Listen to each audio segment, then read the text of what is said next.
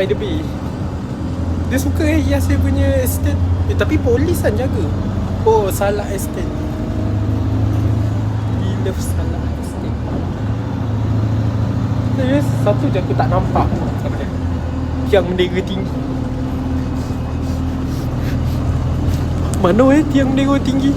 Kau nak cari tu kan. Dia macam apa orang cakap treasure hunt tau. Kau jumpa lah.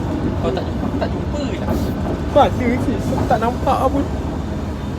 Sebab kat sini tak ada budak songkok. Budak songkok tak dapat nak Habis pasang. kat Thailand ramai budak songkok. Kat Thailand ramai budak songkok. Ramai macam budak songkok. Suka pasang. Nampak je benda tegak berdiri pasang. Kalau orang tu jadi patung, suka dia nak pasang.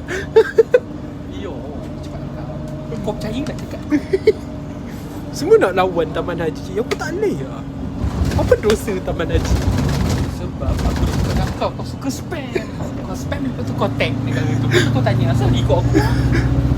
Bukan dah. Dia apa ikut dia orang? Dia orang buat dulu. Dia orang buat dulu. Tarik balik. Tarik balik. Mana wahyu pertama keluar kat sana lah. Kau Ya kau. jangan pernah. Ingat the founder of ajaran bendera ni Haziq. Yang lukis bendera Malaysia Haziq.